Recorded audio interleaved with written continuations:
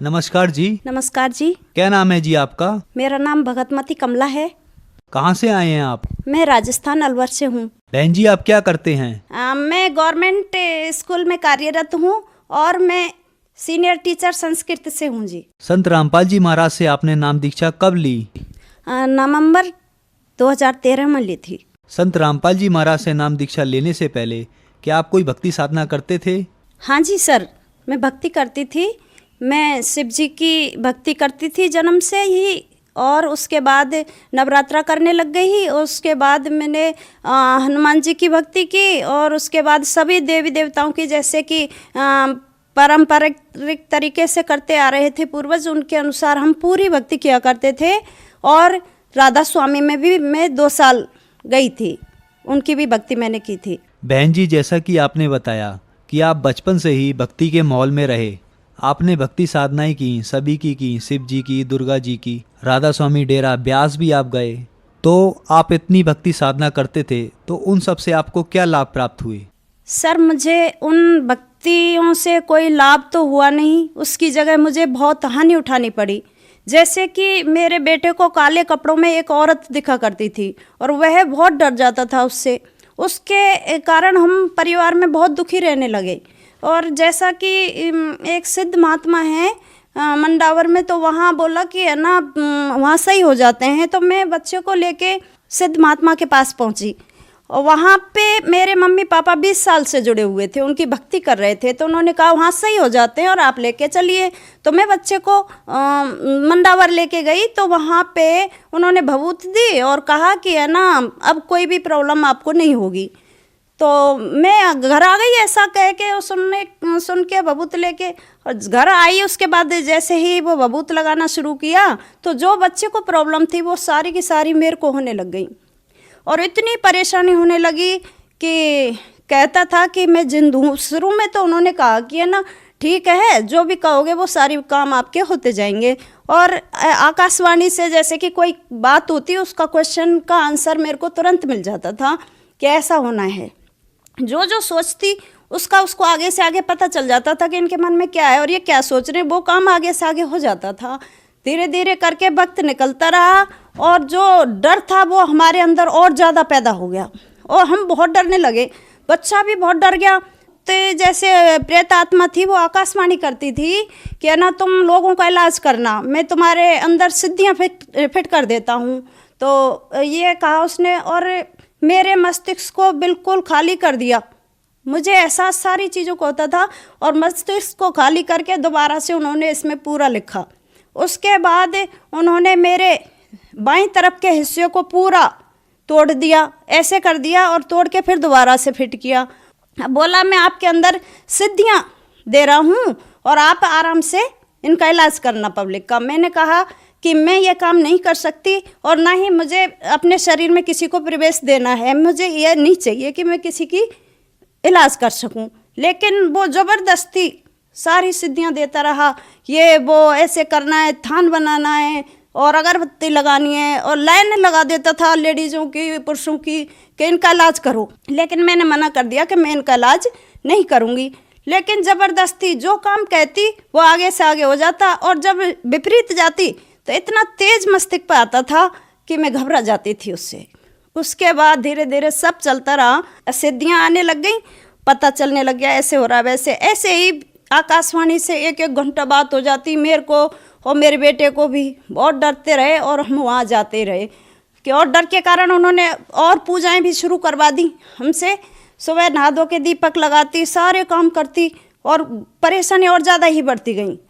और बढ़ते बढ़ते ऐसे कि रात तो मैं जैसे ही मैं सोने जाती बिस्तर पे, तो जाते जैसे ही मुझे गहरी नींद आने लगती, तो हिल हिल के, और चारपाई भी हिलने लगती, बेड भी हिलने लगता, और मेरी नींद पूरी खुल जाती थी। और रात भर जागती थी मैं। फिक्स टाइम था कि 11 बजे जैसे सोने जाती, नींद खुल जाती। फिर मेरे को 2:30 बजे, रोजाना 2:30 बजे एकदम झटका लगता और नींद खुल जाती थी। और मैं इतना परेशान होती, और लेकिन रात भर जागने के बावजूद भी मुझे यूँ नहीं लगता था कि मैं सोई नहीं हूँ। ये सब कुछ होते करते हुए चलता रहा। ऐसा लगता था कि मेरे साथ 2 शक्तियाँ हैं जो काम कर रही हैं। इससे मैं बेहद परेशान हो गई। उन्होंने मेरे सारे स्वाद खत्म कर दिए थे। जो ना तो कोई मीठा लगता था, ना ही मुझे कोई कड़वे का ऐसा है कि, और फिर मेरे शरीर को ऐसे नाप तोल दिया था, और ये बातें मैं किसी को कह भी नहीं पाती थी, अंदर ही अंदर कहने नहीं देता था मेरे मन को, जैसे उसने अपने बस में कर लिया हो। सब कुछ चलता रहा, होता रहा, और ना मैं कहने की किसी से। बच्चा भी मेरे इतने डरने लग गए थे कि 2 बच्चे हैं कि नहीं मम्मी मैं बीच में सोऊंगा, नहीं मैं सोऊंगा, लेकिन हम रात रात भर परेशान जागते रहते, नहीं सो पाते थे। तो बहन जी, जैसा कि आपने बताया कि आप बहुत सारी परेशानियों से जूझ रहे थे, आप भक्ति भी कर रहे थे, लेकिन भूत प्रेत बाधाओं ने आपको बहुत परेशान किया हुआ था। तो फिर उसके बाद आपको संत रामपाल जी महाराज के बारे में जानकारी कहाँ से मिली?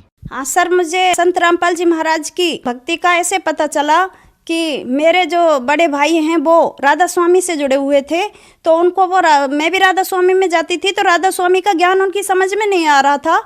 तो समझ में ना आने के कारण उन्होंने कहा कि मुझे यहाँ पूर्ण संतुष्टि नहीं मिल पा रही है, और मुझे तो पूर्ण संत की तलाश करूँगा मैं। तो ये सोच के वो एक दिन संत रामपाल जी महाराज का ज्ञान उन्होंने टीवी के माध्यम से सुना, और टीवी पर सुनने के कारण वो बरबाला आश्रम पहुँच गए कि देख के आते हैं, इनका तो जो ज्ञान है वो कुछ हटके लग रहा है।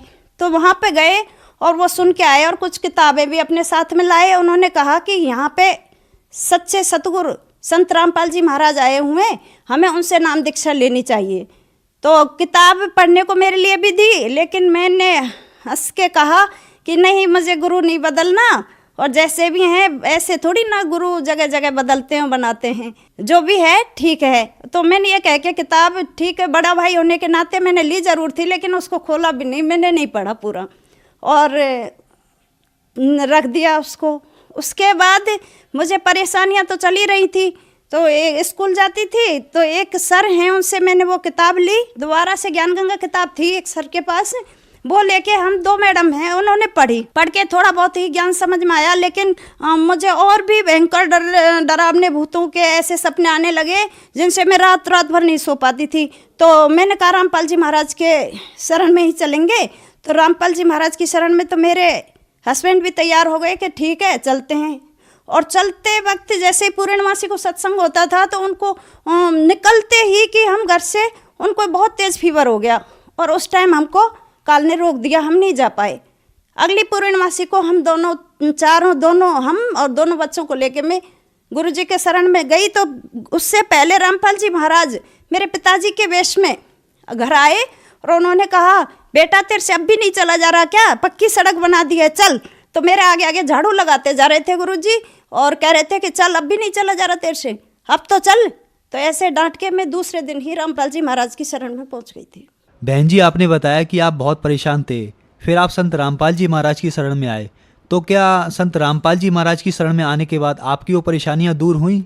संत रामपाल जी महाराज की शरण में जाने के बाद मुझे बहुत लाभ हुए। जैसे ही मैंने भक्ति स्टार्ट की, तो धीरे धीरे करके मुझे परेशानियां खत्म होती गई। जैसे मैं असुर निकंदन किया करती थी, जब मुझे प्रथम नाम मंत्र मिला हुआ था, जैसे ही मैं बैठती तो मुझे जाने कितने ही सपने हकीकत के जैसे दिख जाते थे, कभी दूध उबल रहा है, कभी कुछ हो रहा है, तो मुझे वो असुर निकंदन भी इस तरह से नहीं करने देता था। फिर धीरे धीरे करके ये सारी समस्याएं दूर होती गईं, और इसमें करीब मेरे को जब तक सतनाम नहीं मिल गया तब तक मेरी ये समस्याएं ख़त्म नहीं हुई। और संत रामपाल जी महाराज से सतनाम मिलने के बाद मेरी जो भूत प्रेत की समस्याएं थी और भी बाधाएं थी, बच्चे डरते थे, वो सारी की सारी समस्याएं समाप्त हो गईं। और जो मेरा बेटा है, बड़ा बेटा है, उसको परमात्मा तत्वदर्शी संत रामपाल जी गुरु महाराज सतलोक लेके गए, और ब्रह्मा विष्णु महेश सबके लोक दिखाए, और तत्वदर्शी संत रामपाल जी गुरु महाराज की कृपा से उसने सतलोक देखा और सारे नज़ारे दिखाए, और संत रामपाल जी महाराज कबीर परमेश्वर के शरीर में फूल पर एक हो गए वहाँ जाकर। बहन जी, आपने बताया कि आप संस्कृत के सीनियर टीचर हैं, तो आपने संत रामपाल जी महाराज का ज्ञान सुना होगा, पढ़ा होगा। तो मीडिया के तथा कुछ आर्य समाजी लोग ये कहते हैं कि संत रामपाल जी महाराज संस्कृत नहीं जानते, क्योंकि आप संस्कृत के सीनियर टीचर हैं, तो इसके बारे में आप क्या कहना चाहेंगे? मैं यही कहना चाहूँगी कि जो संत रामपाल जी महाराज ज्ञान देते हैं वो बिल्कुल सही और स्पष्ट भाषा में देते हैं, लेकिन इसको समझे या ना समझे उनकी समझ पर निर्भर करता है। एक एक शब्द का खोल खोल कर वो अर्थ बताते हैं और उसमें बिल्कुल तनिक भी गलती नहीं है। उसमें सारे शब्दों का स्पष्ट शब्दार्थ साथ साथ डिक्शनरियों से मिला कर भावार्थ किया है। कहते हैं दुनिया की संस्कृत नहीं जानती। संस्कृत के अच्छे अच्छे विद्वान लोग आज तक उन गीता का, उनका श्लोकों का अर्थ स्पष्ट नहीं कर पाए। और महर्षि दयानंद जैसे उनके जो भी उन्होंने अनुवाद किया है उसको कोई भी समझ में स्पष्ट नहीं समझ पाया, जिसका कि संत रामपाल जी महाराज ने बिल्कुल स्पष्ट इस ज्ञान को खोलकर दुनिया के सामने रख दिया है, जो कि विद्वान भी वो काम नहीं कर पाए जो तत्वदर्शी संत रामपाल जी महाराज ने किया है। ये पूर्ण परमात्मा है, इनके अलावा इस संसार में कोई भी संत नहीं है। बहन जी, 2014 बरवाला की घटना में मीडिया में ये बताया गया कि संत रामपाल जी महाराज के आश्रम में लेडीज बाथरूम में कैमरे लगे होते थे। इसके पीछे क्या सच्चाई है? आप संत रामपाल जी महाराज के आश्रम में 2013 से ही जाते थे। ये बिल्कुल झूठ है, मीडिया का बिल्कुल गलत है। ऐसा कुछ भी नहीं था कि वहाँ पर कैमरा लगे हुए थे, लेकिन वो टॉयलेट के तरफ नहीं थे, वो बाहर से पब्लिक को देखने के लिए लगे हुए थे। उसने जो भी बातें बताई दिखाई वो बिल्कुल गलत हैं। हम वहाँ 2013 से ही लगातार जा रहे थे और गुरुजी गए, संत रामपाल जी महाराज अंदर गए, तब तक हम वहीं थे। हम वहाँ जाते हैं, कोई हम पागल थोड़ी है कि हम अनपढ़ गंवार हैं, बिल्कुल। और कोई भी पिता ऐसा नहीं चाहता कि गंदी जगह, गलत जगह अपनी बेटी को लेके जाए। कोई भाई ये नहीं चाहता कि अपनी बहन को वहाँ लेकर जाए जहाँ पर ऐसा काम होता हो।